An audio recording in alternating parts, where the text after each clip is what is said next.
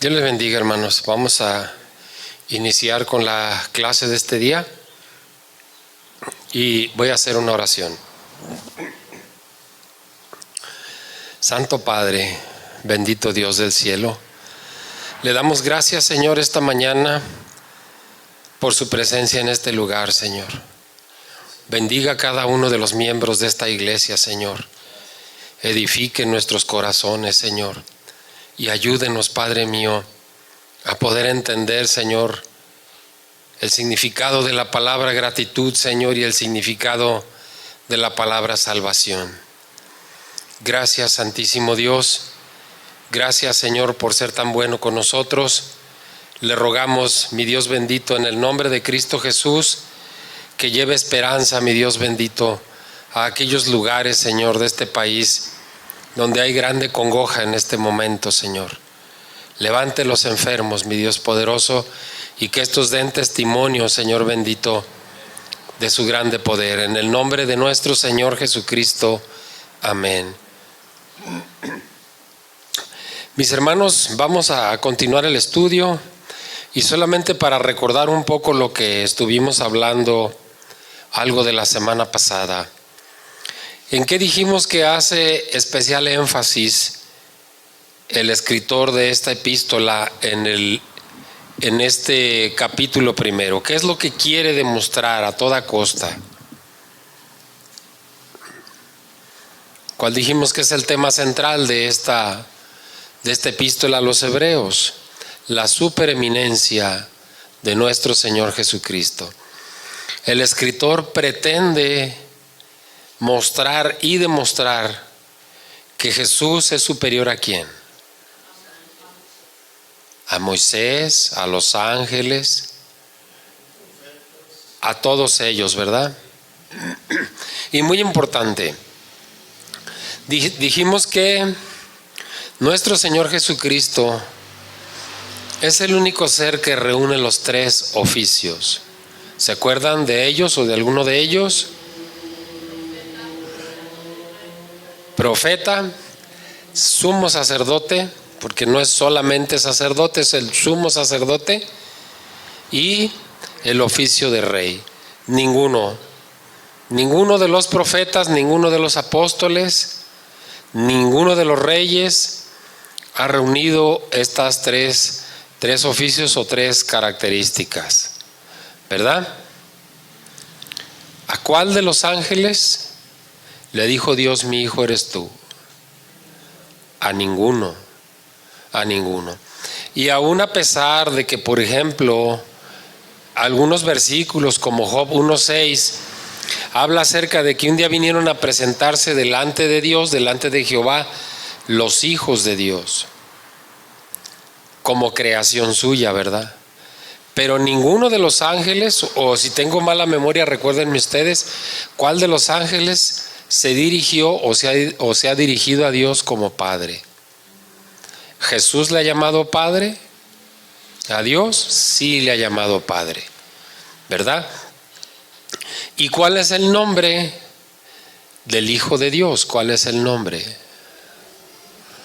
Nosotros conocemos, mis hermanos, el nombre de Jesús como el Hijo de Dios, ¿verdad? Es un nombre que le fue dado para que nosotros pudiéramos entender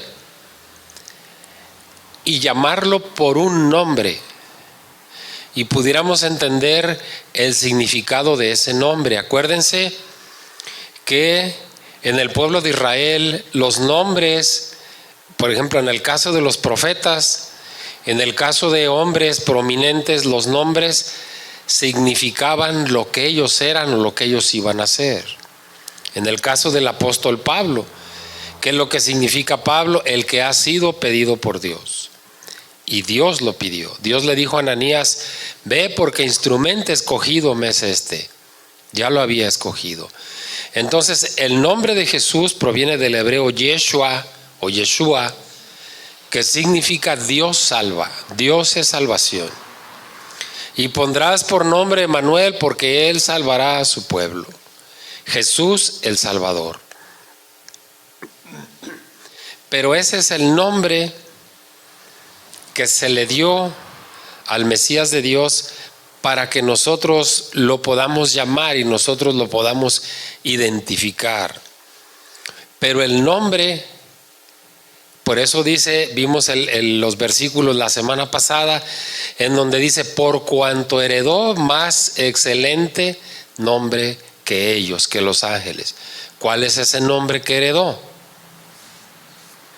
El nombre de hijo. Nosotros no le hablamos a Jesús como hijo, ¿verdad?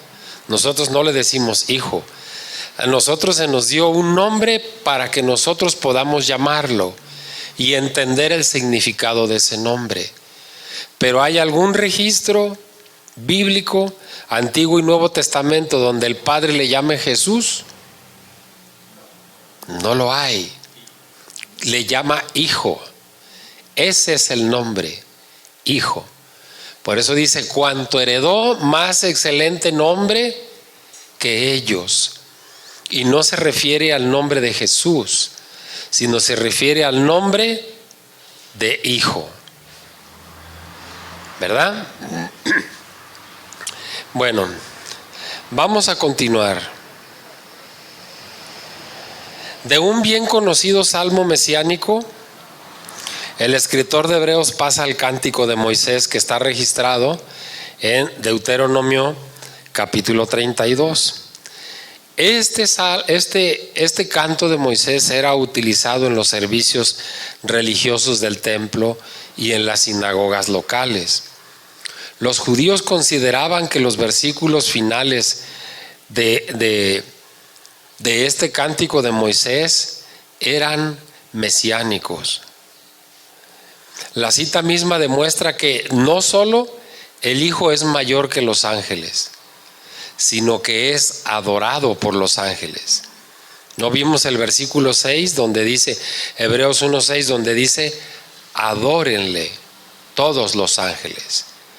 Si la insistencia de otras congregaciones, una en concreto que ya hablamos de ella, a insistencia de ellos dicen que Dios les ordenó a los ángeles rendirle homenaje, porque ellos creen que Jesús es un ángel mayor que los demás, pero no el Hijo de Dios como tal, Dios.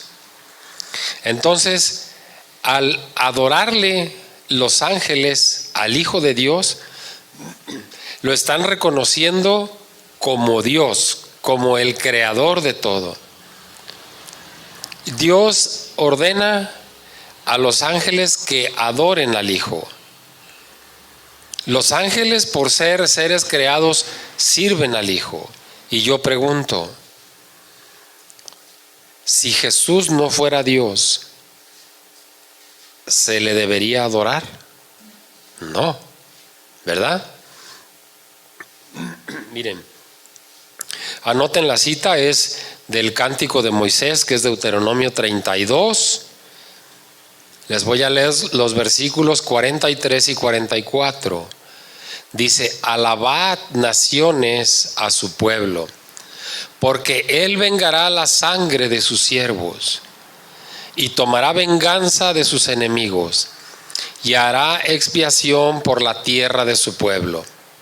Vino Moisés y recitó todas las palabras de este cántico a oídos del pueblo, él y Josué, hijo de Nun. Cuando dice, alabad naciones a su pueblo, porque él vengará la sangre de sus siervos, no se está refiriendo Jehová Dios Padre a Moisés, se está refiriendo al Hijo, a Jesús el Hijo. Dice, y tomará venganza de sus enemigos y hará expiación por la tierra de su pueblo, hará expiación por el pecado del pueblo, ¿verdad? Hoy vamos a descubrir dos cosas muy grandes, muy importantes en el estudio de hoy. Llegado el momento se las voy a mencionar. Los ángeles no comparten las promesas de Dios. Esto es muy importante que lo entendamos. Los ángeles no tienen parte en la herencia que se les va a otorgar a los creyentes. Nosotros, dice Romanos 8:17, que somos herederos de Dios y coherederos con Cristo. Ninguno de los ángeles comparte esa promesa de Dios. Y esto nos va a llevar a entender, mis hermanos, parte de esas dos cosas muy grandes que vamos a ver el día de hoy.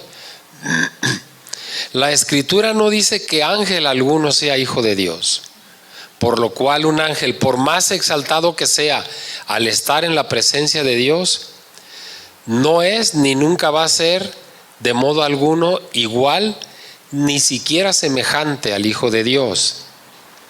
No hay forma en la que pueda comparársele. Y eso era lo que el escritor de Hebreos hacía énfasis en esta epístola a los hebreos. Porque acuérdense que los hebreos creían que Moisés y los ángeles eran superiores a Jesús, superiores al Mesías. Y de hecho hablamos por ahí que una comunidad de judíos se exiliaron en las cuevas de Qumran y practicaban la adoración a los ángeles. Cuando, ¿qué acabamos de decir? El único ser el que merece adoración, ¿quién es? Jesús. Muy bien. Entonces, el escritor de Hebreos cita el cántico de Moisés, tal como había sido traducido en la Septuaginta. Esa traducción griega de Deuteronomio 32 le era bien conocida tanto a él como a aquel auditorio a quien él se dirigía, puesto que en la diáspora los judíos utilizaban la Septuaginta en las sinagogas. ¿Se acuerdan qué significa esa palabra diáspora? Dispersión. ¿No fueron dispersados los judíos, los israelitas? Eso significa la palabra diáspora, la dispersión. Los primeros cristianos adoptaron, con algunas variantes, dicha liturgia para expresar el enfoque cristiano. Perdón. El hecho de que el escritor use una cita de la Septuaginta que no tiene el equivalente exacto del texto hebreo que poseemos, no significa que la doctrina de Dios haya sido socavada. El Espíritu Santo, que es el primer autor de la Escritura y que inspiró a cada uno de estos escritores humanos, dirigió también al escritor de Hebreos hacia la selección de esa cita, de esos versículos del cántico de Moisés en el griego. Cuando el escritor incorporó estos versículos o esta línea a su epístola, esta misma pasó a ser escritura inspirada. La palabra hoy que nos menciona el versículo 5 no puede quedar limitada a la designación de un momento específico. Es decir, a ese momento en que le dijo, yo te he engendrado hoy. No debemos tomarlo tan literal como que fue en aquel entonces, sino que debe de ser entendida en un sentido muy amplio. Por ejemplo, la declaración de Cristo como Hijo no fue puesta en efecto solo el día de su resurrección, sino también el día de su ascensión y el día de su entrada, de su entronización a la diestra de Dios Padre. Nuestro autor trata de explicar las verdades espirituales mediante la explicación de las Escrituras, para que los hebreos, el pueblo de Dios, que las leía y las conocía bien, pudieran comprender la verdadera descendencia y la esencia de Cristo. ¿Cuál es esa esencia de Cristo? Que dijimos que Él es la imagen misma de la sustancia de Dios.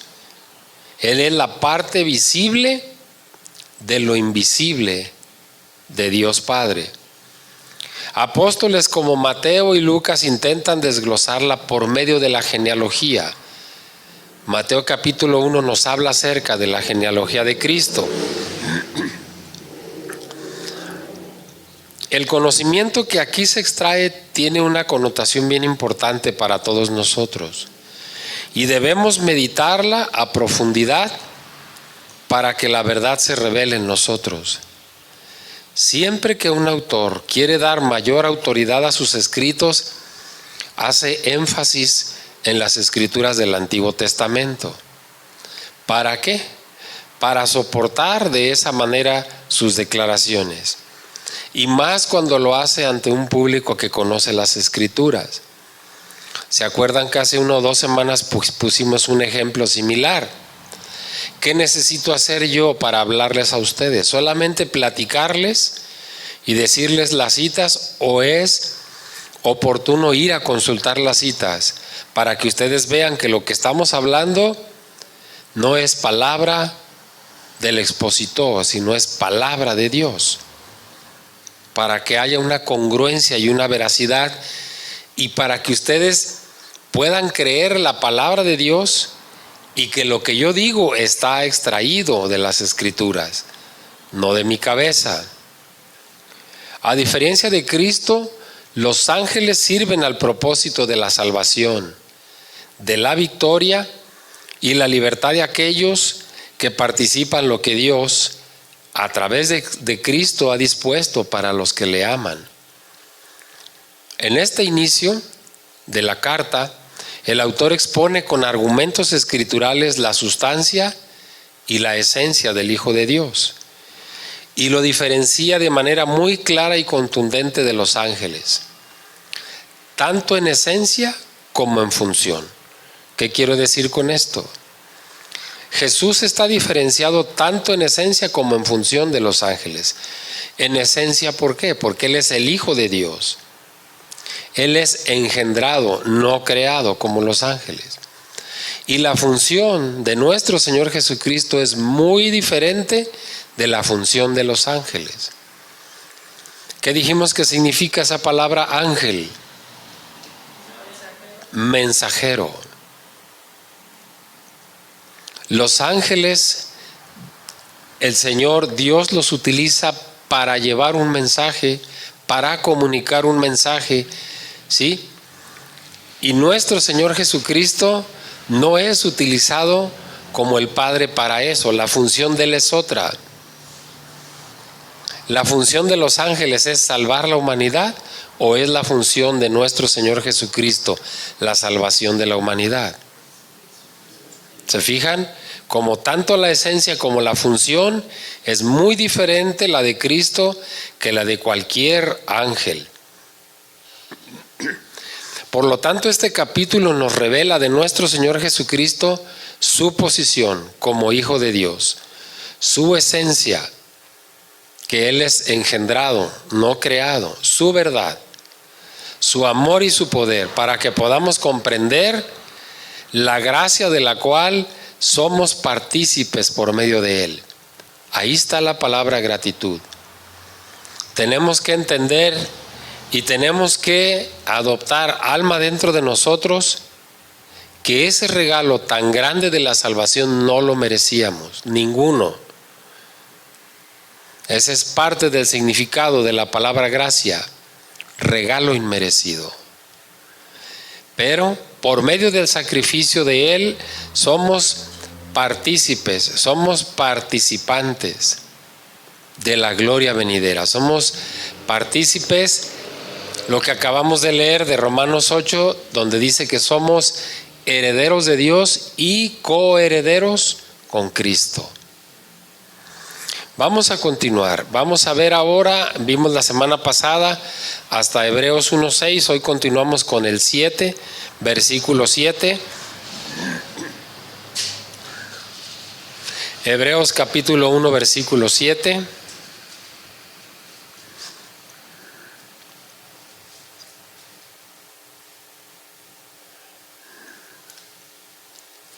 Y dice lo siguiente: ciertamente de los ángeles dice, el que hace a sus ángeles espíritus y a sus ministros llama de fuego.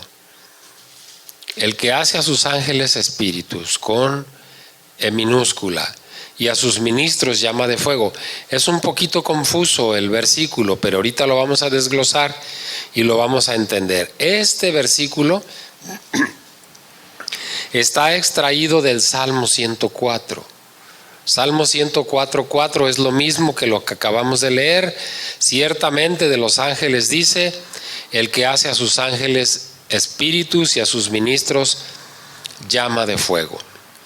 El Salmo 104 es un salmo de la naturaleza, que es y era bien conocido entre los adoradores judíos y cristianos de la antigüedad. Este salmo se cantaba en las sinagogas, en las iglesias, en el templo. En la liturgia de la sinagoga, el salmo se cantaba los viernes al atardecer y los sábados por la mañana. Este salmo se cantaba esos días, viernes por la tarde y sábados por la mañana. El salmo que estamos hablando, 104, pero el versículo 12 dice: a sus orillas habitan las aves de los cielos, cantan entre las ramas. O sea, es un salmo de la naturaleza. Dios usa a los ángeles para hacer su voluntad, y ellos le sirven de manera extraordinaria. Vigorosos, fuertes, destructores como el rayo, rápidos. Sin embargo, una vez que cumplen la tarea que les ha sido asignada, regresan humildes y obedientes de nuevo a la presencia del Señor. Aunque ejecutaron hechos poderosos, siguen siendo humildes ayudantes. ¿Alguno de los ángeles se ha sentado a la diestra del Padre? Ninguno. ¿Se fijan cómo la Escritura es bien cuidadosa en ese sentido también? Vamos a darle lectura ahora a los versículos 8 y 9. Hebreos capítulo 1, versículos 8 y 9. Acuérdense que mencionamos, este capítulo primero contiene 7 citas bíblicas del Antiguo Testamento. 7. Y no es para otra cosa, sino que el escritor quiere dar soporte a lo que él les está diciendo a los hebreos, y que ellos vean que el soporte es el Antiguo Testamento, que está hablando palabra de Dios.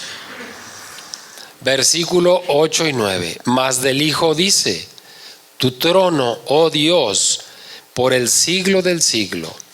Cetro de equidad es el cetro de tu reino. Has amado la justicia y aborrecido la maldad, por lo cual te ungió Dios, el Dios tuyo, con óleo de alegría más que a tus compañeros. Primer hecho maravilloso que vamos a ver de los 2 que les comenté. Aquí está el primero. Voy a leer de nuevo el versículo 8. Concéntrense, vamos a leerlo prestando atención, a ver si alguien descubre algo en este verso. Mas del Hijo dice: tu trono, oh Dios, por el siglo del siglo. Cetro de equidad es el cetro de tu reino. ¿Algo le llamó la atención de ese versículo?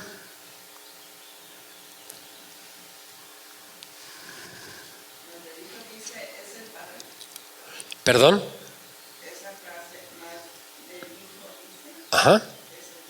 ¿El que dice? Correcto. Mas del Hijo dice, es el Padre el que está hablando, ¿correcto? ¿Y cómo lo menciona el Padre al Hijo? ¿Qué dice enseguida? Tu trono, oh Dios, por el siglo del siglo. Observe esto, el Padre, ¿cómo le está diciendo al Hijo aquí? ¿Ok? Ok. ¿Cómo le dice el Padre al Hijo? Dios. ¿Se fija lo maravilloso de esto? Todavía algunos escépticos que dicen que Jesús no es Dios. ¿Qué está diciendo el Padre del Hijo? El Padre está diciendo que el Hijo es Dios. ¿Y qué dijimos la semana pasada? Comparten la misma esencia, comparten el mismo trono. ¿Y qué le he mencionado, mi hermano? Cuando la duda de cuando estamos orando, y espero que con esto se despeje completamente, la duda de algunos cristianos cuando están orando y se dirigen solamente al Padre en el nombre del Hijo. Y dicen, bueno, toda mi oración ha sido dirigida al Padre, pero pues solamente por medio del Hijo, ¿estaré bien? U oran al Hijo y dicen, no despertaré a celos al Padre porque no dirijo mi oración al Padre. El Padre es el Dios Altísimo, el Padre es el primero y el Hijo es la segunda persona de la Trinidad. Y empezamos a hacer una serie de situaciones dentro de nosotros.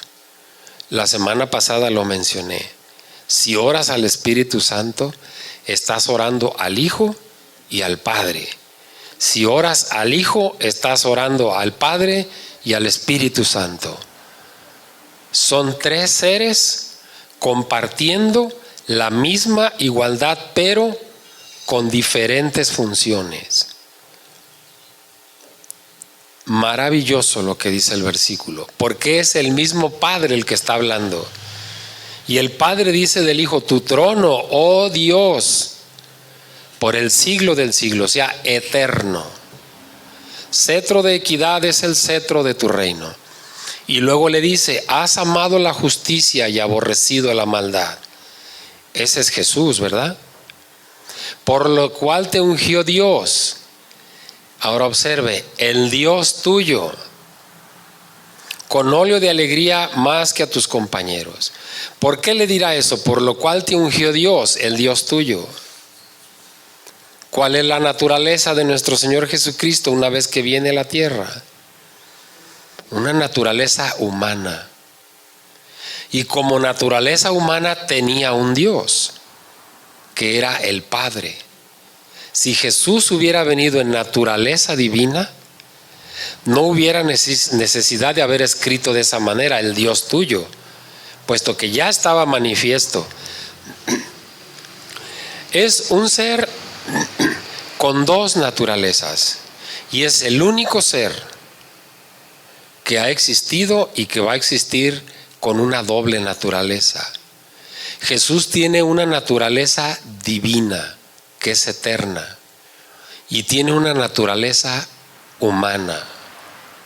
Hay una palabra en el griego que es la palabra teantrópica. Esa es la palabra teantrópica. Tea viene de teo. Teos significa Dios en griego. Teos. Antrópica viene de antropos y antropos significa hombre. Jesús es el Dios hombre. Y esa es una palabra que es exclusiva para aplicarse a nuestro Señor Jesucristo. La persona teantrópica de Cristo. ¿Qué significa esto? El Dios hombre. Dios hecho hombre. Ese es Jesús. Y ese es el Dios que adoramos, mis hermanos.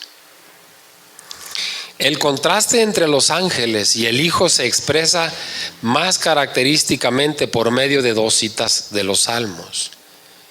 El primer salmo que se citó es el 104, ahorita lo mencionamos, que es un salmo de la naturaleza. Y este salmo exalta las obras magníficas de Dios en la creación.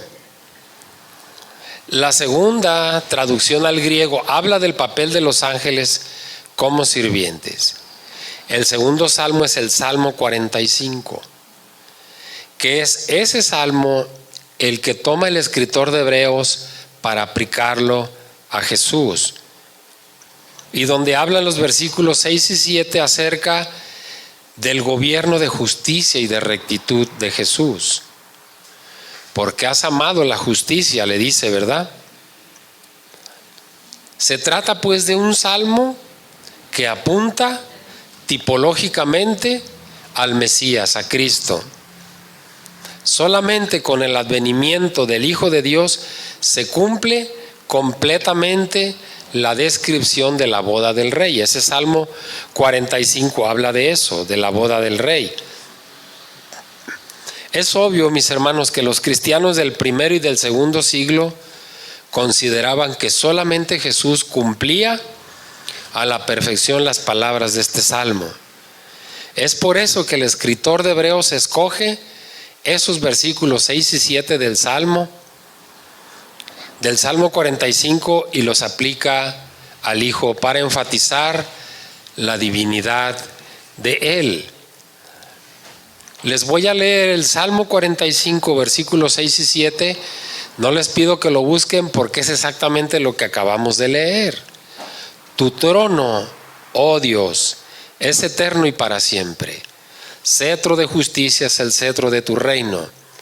Has amado la justicia y aborrecido la maldad. Por tanto, te ungió Dios, el Dios tuyo, con óleo de alegría más que a tus compañeros. ¿Se fija desde cuándo el Padre hablaba del Hijo como Dios? Desde el Antiguo Testamento. Para dar a conocer la estabilidad del trono del Rey, es decir, del trono del Hijo, el escritor de Hebreos cita el resto del versículo cuando dice: y la equidad es el cetro de tu reino. ¿Se familiarizan o tienen una idea de lo que significa cetro, lo que es un cetro? ¿Sí? ¿Cómo lo describimos? ¿Ok? El cetro es como un bastón, como un bordón, un báculo. ¿Sí? Eso es un cetro. Tiene un significado. El cetro significa justicia, equilibrio, madurez, señorío. O sea, el cetro es algo muy especial. Entonces dijimos que es como un bastón que simboliza autoridad, realeza, gobierno. ¿Sí? Entonces, el cetro, ese cetro de justicia del que habla el Padre, del Hijo, representa justicia, representa liderazgo, o sea, autoridad. El reinado divino no podía ser asumido por cualquier monarca israelita. Solamente el hijo de David, Jesús, porque es de la genealogía, cumplió las palabras de este salmo. ¿Por qué? Porque Jesús ha amado la justicia y ha odiado la iniquidad. Así lo demostró en su peregrinar, cuando trajo su evangelio, así lo demostró. Lo que queda por decidir, sin embargo, es si las palabras de la cita se pueden aplicar a un hecho específico o a un periodo en particular de la vida de Jesús. Yo les podría decir que la respuesta es que no podemos limitar estas palabras de los salmos, estas palabras no las podemos limitar a un hecho específico. El alcance de este pasaje y de estos versículos puede ser eterno, puesto que está dirigido al mismo Jesús. Jesús ama la justicia y desea que el pueblo de su reino también la ame y que odie la iniquidad, que esté en contra de la iniquidad. Esa palabra cristiano no significa otra cosa que seguidor de Cristo. Nosotros como cristianos somos seguidores de Cristo. Y si Cristo odia la iniquidad, ¿qué tenemos que hacer nosotros? Si Jesús ama la piedad, la misericordia, el perdón, ¿qué tenemos que hacer nosotros? Como seguidores de Cristo, ¿verdad? Y si Cristo ama la justicia, ¿qué tenemos que hacer nosotros? Justos, ¿verdad? En consecuencia, la frase cetro de justicia significa en realidad que el rey tiene en su mano ese cetro que simboliza la autoridad real. Del mismo modo, la frase óleo de alegría no es una descripción que signifique el bautismo de Jesús en el río Jordán, ni tampoco su ascensión al cielo. Más bien lo que quiere describir esa palabra óleo de alegría es un constante ejercicio de justicia. La palabra compañeros implica que los compañeros de Jesús o los cristianos seguidores de Jesús compartimos la justicia y el gozo por la palabra de Dios. Compartimos la justicia de Jesús y compartimos el gozo de la obediencia. Porque en la obediencia a Dios hay gozo, hay edificación. Estas palabras no le aplican a ninguno de los ángeles. Es por eso que nosotros como cristianos procedemos de Cristo. Hay un manantial grande y de ahí corre el agua en diferentes arroyos. De alguna manera somos así nosotros. Cristo es el manantial de vida. Nosotros somos los arroyos que emanan de ese manantial. Por consiguiente, lo vamos a ver en un capítulo más adelante, en Hebreos 2:11 dice que nuestro Señor Jesucristo no se avergüenza de llamar a sus compañeros hermanos. Y ahí, cuando lleguemos al capítulo 2, versículo 11, vamos a entender a la perfección esto, porque de entrada, cuando lo leemos sin la profundidad del discernimiento, decimos, ¿cómo es eso que Jesús no se avergüenza de llamarnos a nosotros hermanos? A ver, ¿somos hermanos de Jesús o somos hijos de Jesús? ¿O cómo debemos llamarnos? Lo vamos a entender perfectamente cuando nos toque llegar ahí. Bueno, esos compañeros tienen la misma unción del Santísimo. Dice Juan en su primera epístola y luego añade, dice, en cuanto a vosotros, la unción que recibisteis permanece en vosotros. Vamos a verlo, que es en la primera carta de Juan, capítulo 2, versículo 27. Primera de Juan 2, 27.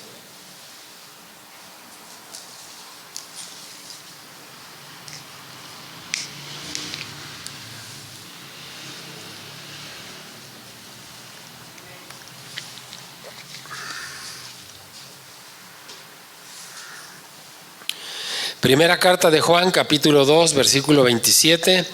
Pero la unción que vosotros recibisteis de Él permanece en vosotros. Y no tenéis necesidad de que nadie os enseñe. Así como la unción misma os enseña todas las cosas y es verdadera y no es mentira. Según ella os ha enseñado, permaneced en Él. ¿Qué entendemos por esa unción que nosotros recibimos? Dice de Él, ¿de quién? De Jesús.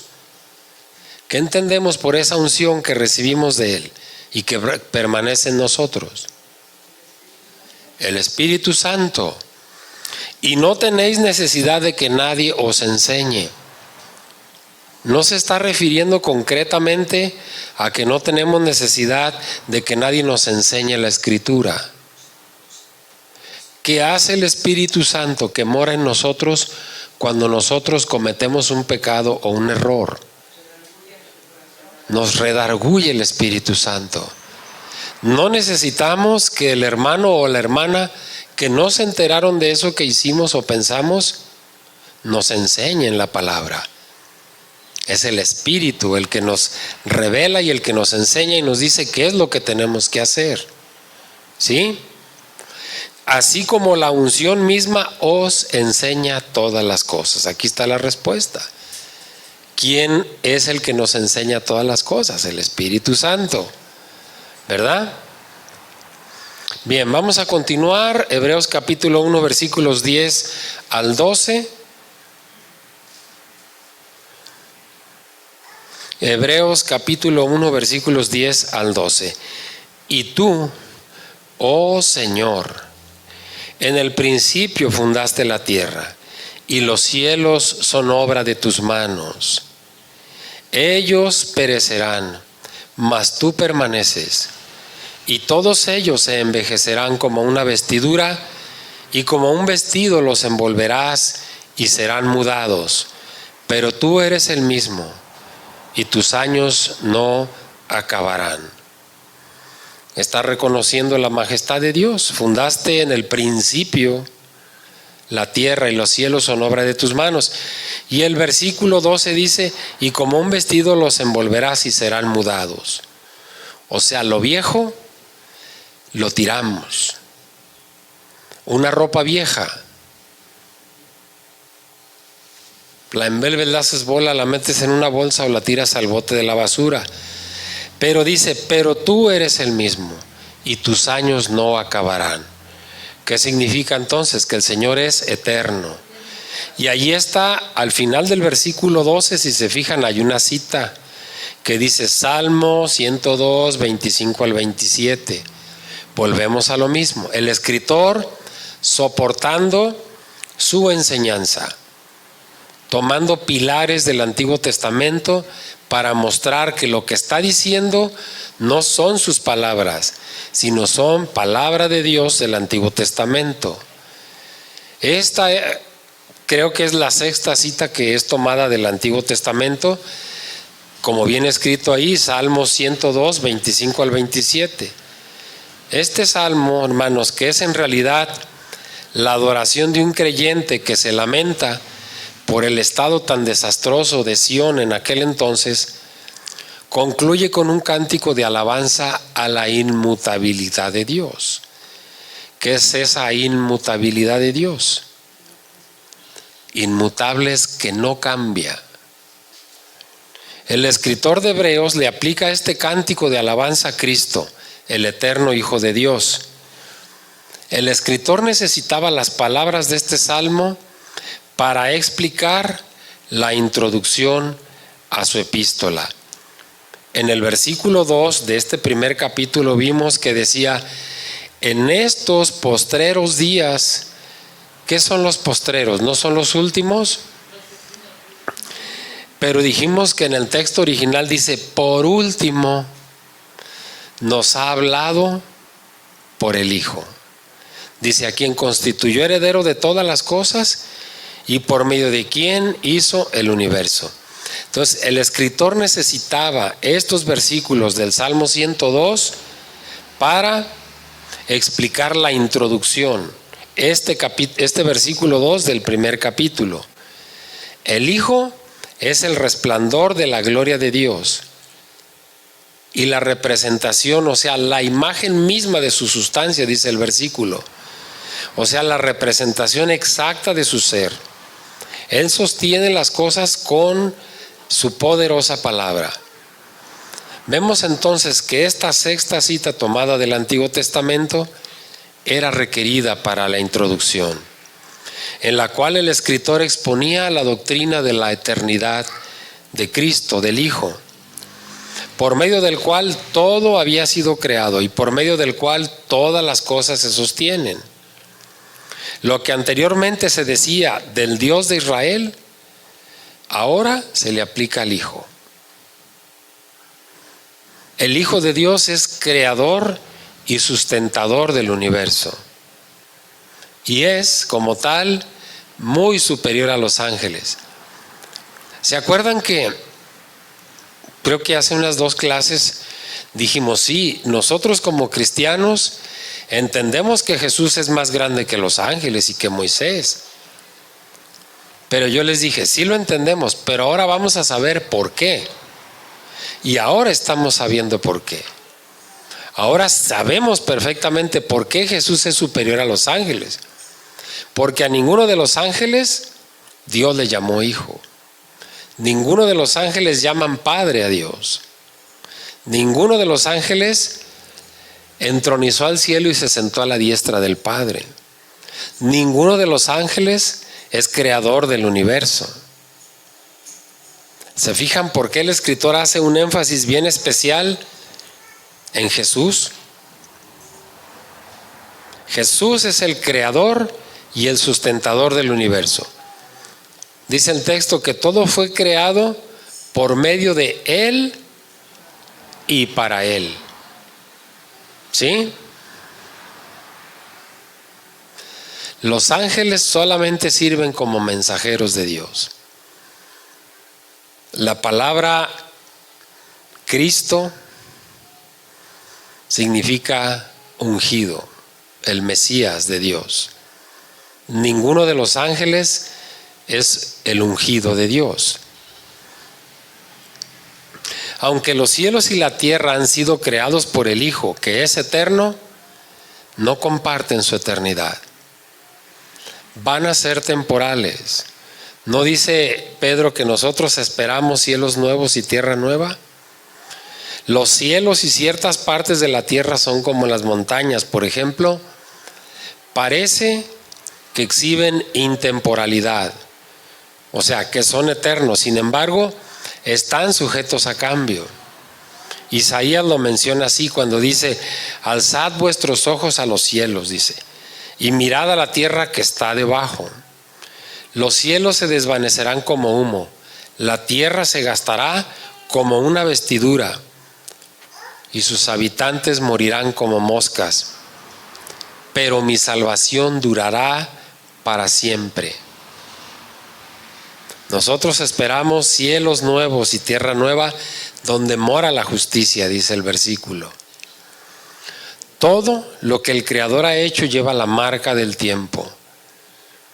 El salmista usa la ilustración de una vestidura que cambia y que se va deteriorando hasta que eventualmente es descartada, es tirada.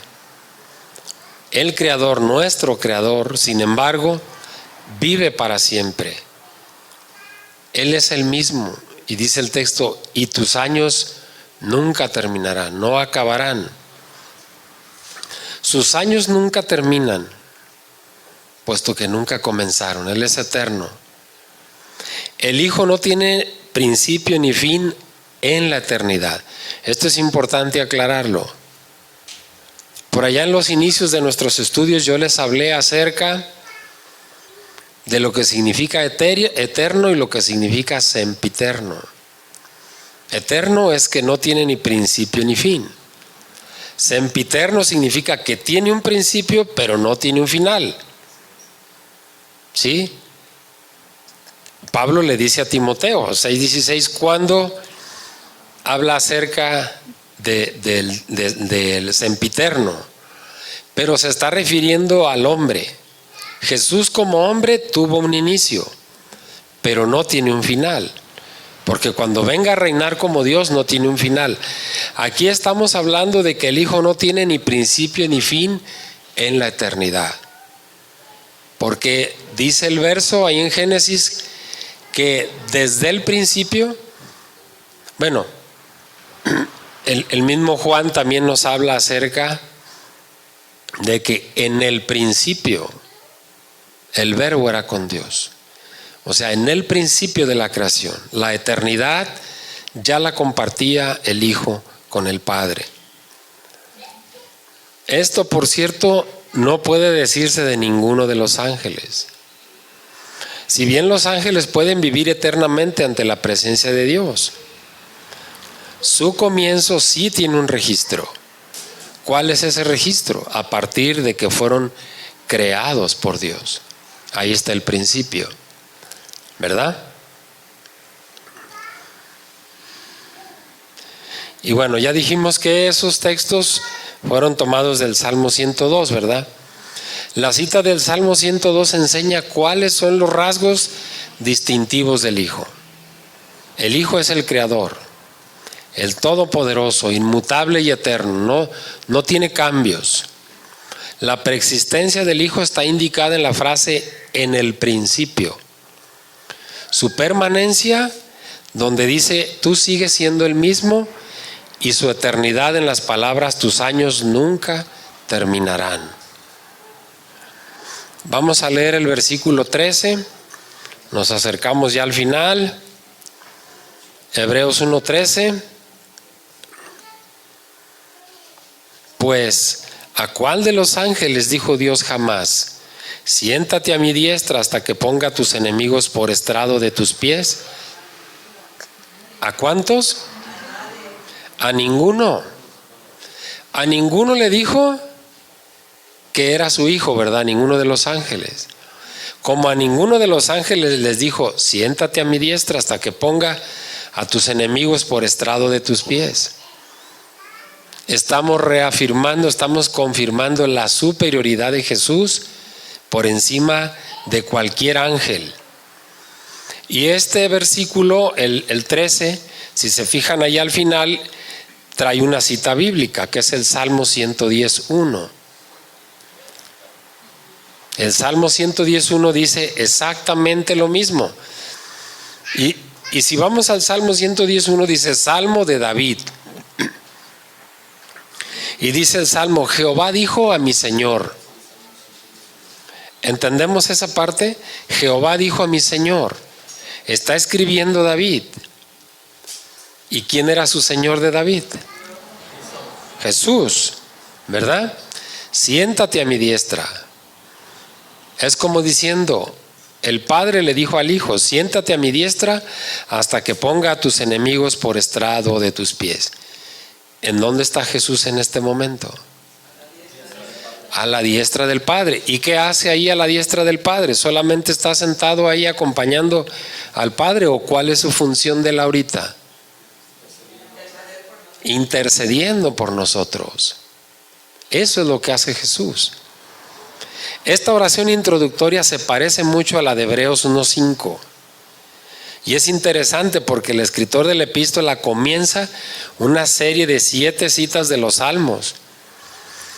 Y inicia, en el 5 inicia cuando dice: ¿a cuál de los ángeles dijo Dios jamás? A ninguno. Y termina diciendo: siéntate a mi diestra hasta que ponga a tus enemigos. Perdón, termina diciendo en el 13: ¿a cuál de los ángeles dijo Dios jamás? Siéntate a mi diestra. ¿Se fijan? Las dos preguntas son retóricas. Las dos preguntas tienen una respuesta inmediata. No es cuestión de ver qué recordamos o a ver qué razonamos. La respuesta es inmediata: a ninguno. ¿Verdad? Una respuesta negativa. A ningún ángel se le ha dado jamás el honor de sentarse a la diestra de Dios, aunque tengan una labor muy importante. En ningún lugar de la Escritura consta que Dios haya honrado nunca a ningún ángel dándole una recompensa por los servicios brindados. Simplemente les ordena hacer algo, van y lo hacen y regresan a la presencia de Dios.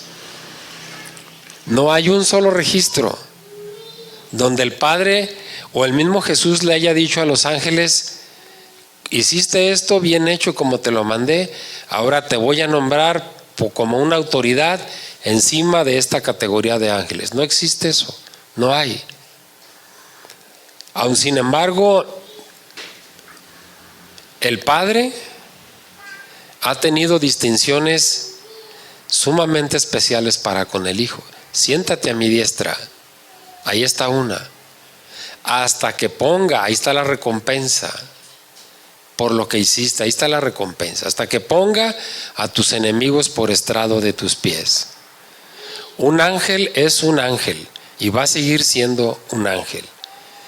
El Hijo, por el contrario, dice el versículo 3, que ya lo analizamos: después de haber provisto la purificación de nuestros pecados por medio de su sacrificio, del derramamiento de su sangre, se sentó a la diestra de la majestad en el cielo. Después de haber cumplido con lo que el Señor, con lo que el Padre le ordena que haga al Hijo, entonces le da ese premio: siéntate a mi derecha. El Hijo tomó el sitio del más alto honor que se puede brindar a alguien. De todas las citas de los salmos que hay en el Nuevo Testamento, es el Salmo 110:1 el que se cita más frecuentemente. El Salmo 110:1 es citado en infinidad de libros. Mateo 22:24, Marcos 12:36, Mateo 26:64, Efesios 1:20. O sea, hay muchísimos salmos, muchísimos versículos que provienen de este salmo. Mateo 22:44, vamos a ver qué dice. Mateo 22:44.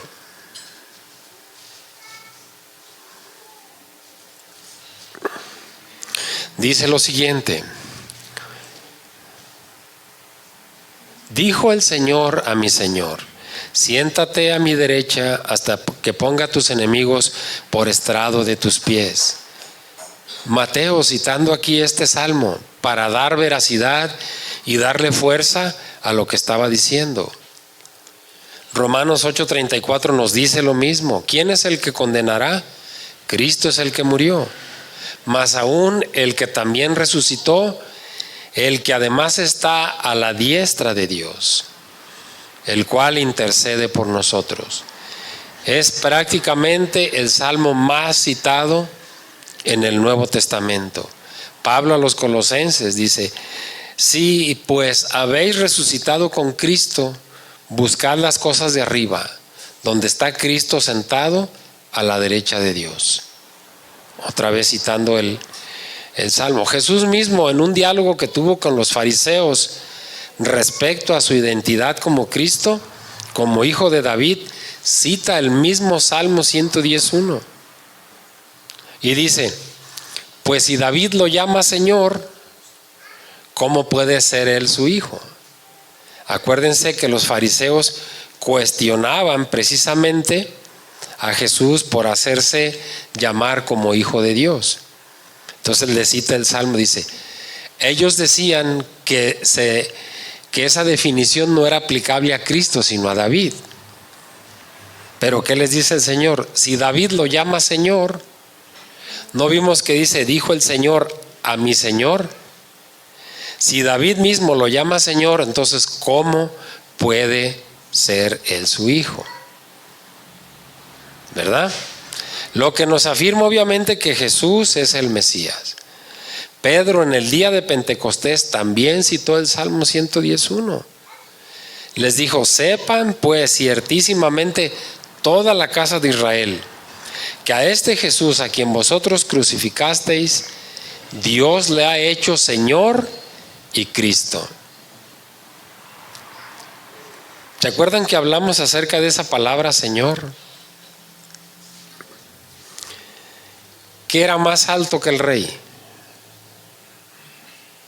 ¿Había algo más alto que el rey? O sea, que el rey David, por ejemplo. Pero había otra palabra más alta que un rey, es la palabra Señor. Por eso la Escritura dice que Él es el Rey de Reyes y Señor de Señores. O sea, esa palabra Señor está por encima de los reyes. En nuestra ideología, en nuestro entender, en nuestro idioma, nosotros diríamos: el rey es más alto que un señor. El rey tiene más autoridad que un señor. En nuestro lenguaje sí, pero no en el lenguaje original. Ahora yo pregunto, también ya lo hablamos, ¿cuál es la traducción del nombre Jehová? ¿Qué significa Jehová?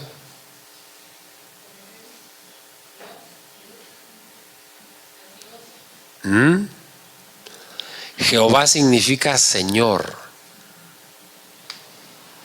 Entonces, el Señor en el contexto de la Escritura era más alto que el rey. Por eso dice: Dios le ha hecho Señor y Cristo.